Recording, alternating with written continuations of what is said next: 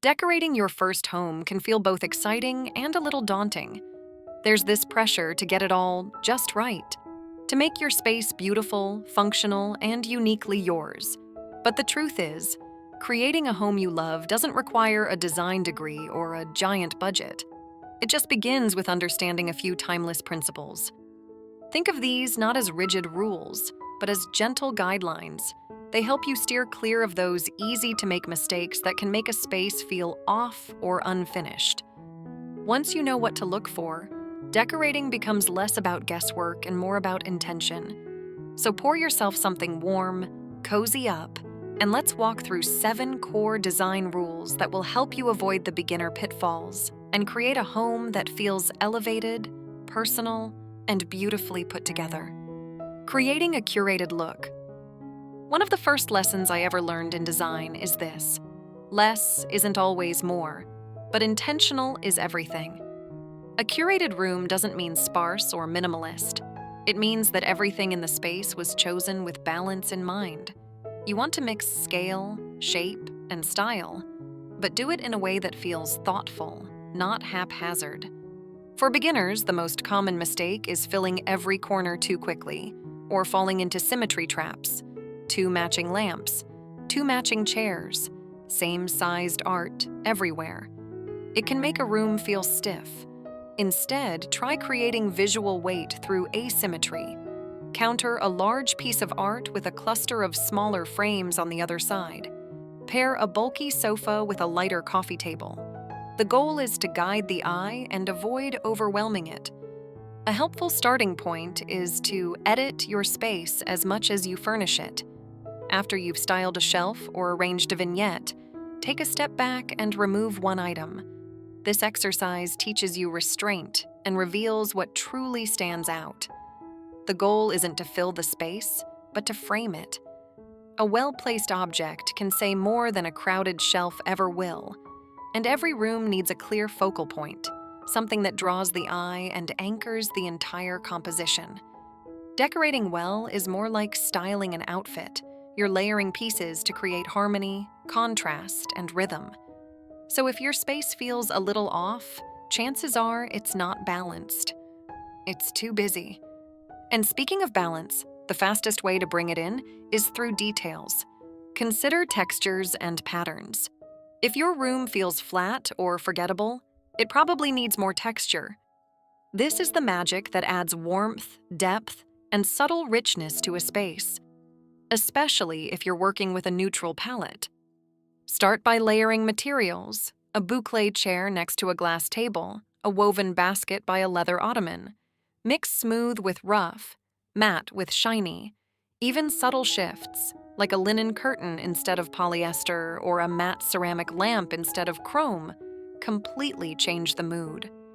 Pattern, too, is a form of texture. A stripe here, a quiet check there. They don't need to match, but they do need to speak to one another. This is where color theory also helps.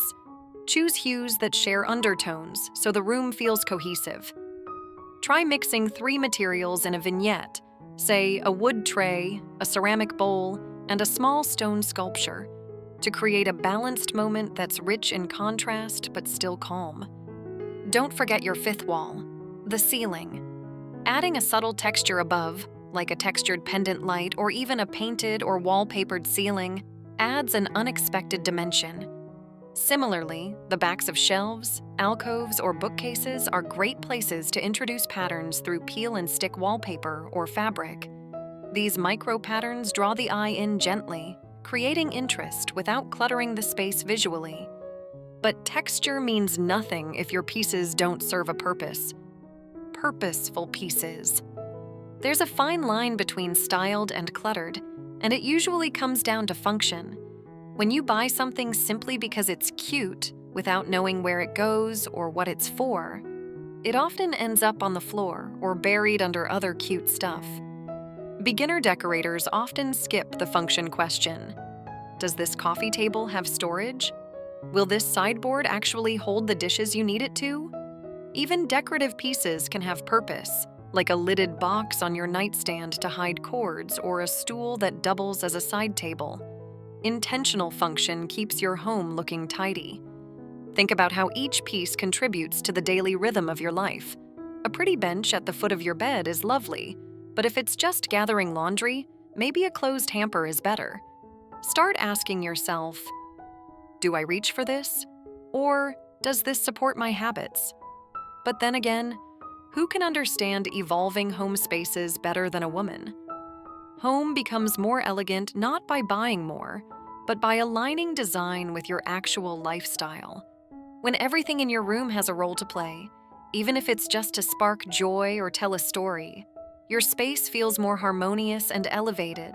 This is how designers keep rooms beautiful but livable. And if you want that beauty to shine, you need to light it right. The right lighting. One overhead light does not make a cozy room. Lighting is everything. It shapes mood, highlights texture, and makes colors sing. Yet so many first-time decorators rely on one harsh ceiling fixture, then wonder why the room feels cold or lifeless. Here's the trick. Layer your lighting. Every room should have at least 3 sources: overhead, ambient, and task. Think: a ceiling light, a floor lamp, and a small table lamp or sconce. If you want warmth, stick to soft white bulbs. 2700 Kelvin is ideal. And choose warm-toned materials like linen or opaque glass for your shades. Try varying the light height in a room, not just brightness. A low table lamp near your sofa invites rest. A pendant over your dining table creates intimacy. Wall sconces in a hallway provide subtle depth. Light at different levels adds visual rhythm, like layering vocals in a song. And for renters, even swapping harsh builder-grade bulbs for warm, dimmable LEDs can completely change how your home feels at night. Don't forget dimmers.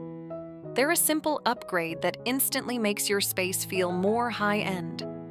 And if you're renting, smart bulbs are a great workaround. Light transforms a room, but only if you give it dimension. Speaking of dimension, the next rule will save you from costly layout mistakes. Making a plan.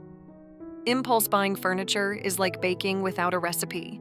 You might get lucky, but more often than not, something flops. One of the most expensive mistakes beginners make is buying pieces that don't fit, literally or stylistically. Before you check out your cart, measure your space. Keep a running list of your anchor measurements: wall lengths, window heights, ceiling clearance. Having those at your fingertips when shopping prevents impulse buys that end up crowding or dwarfing your space. Map out furniture layouts on paper. Tape outlines on the floor if you have to. This helps you understand scale and proportion, like how a slim bench might suit your narrow hallway better than a chunky console. Planning also lets you create a focal point, whether that's the bed, the fireplace, or an oversized artwork. Everything else should support that hero piece. Digital tools can help if you're not a pencil and paper type. Apps like Room Styler 3D Planner or even Pinterest mood boards let you visualize how colors, shapes, and layouts play together before committing. A plan also helps you stay on budget and avoid matching set syndrome, buying everything from one collection and ending up with a space that feels like a catalog, not a home. And while we're planning layouts, let's talk about what's under your feet and over your windows. Windows and floors. A rug that's too small and curtains that fall inches above the floor are 2 of the biggest tells of an under-decorated space. Even beautiful rooms can look unfinished if these foundational elements are off. Let's talk about rugs. The biggest mistake? Choosing one that's too tiny. Your rug should ideally sit under at least the front legs of your furniture. In bedrooms, aim for 8 by 10 or larger for queen beds. In living rooms, avoid the floating island effect. A rug should anchor the room, not hover in the middle. Curtains, meanwhile, should kiss the floor or just puddle. Mount them high above the window frame, think 6 to 10 inches, to draw the eye up and elongate the room. And always go wide enough so your panels frame the window when open. That's how designers get that grand, polished look. We're almost done. But before you go shopping, this final tip is your style insurance. Don't shop all one set. You know that showroom look? Where everything matches a little too perfectly? That's usually a sign someone bought all their furniture from the same place. While it's tempting, especially when you're new to decorating, it often makes your home feel flat and impersonal. Instead, vary your finishes, shapes, and eras. Mix a modern coffee table with a vintage cabinet. Pair a sleek sofa with a rough hewn wood side table. This variation adds soul. It creates stories. And it gives your home that layered, collected over time feel, even if you styled it all in a weekend. One trick I use often: keep your color palette consistent, but shift your materials. That way, your pieces feel different, but still connected. Think of your home like a wardrobe. You wouldn't wear head to toe from the same brand every day, right? Same with interiors. Give yourself permission to mix. Look for heirloom-style pieces at thrift stores or estate sales. They often bring that irreplaceable character new items can't replicate. If you're unsure, start small. Switch out hardware, swap in an antique mirror, or add an artisan-made vase. Little touches go a long way. If you found this helpful, you'll love this next video. It's packed with simple design upgrades that make your home feel curated, warm, and beautifully personal.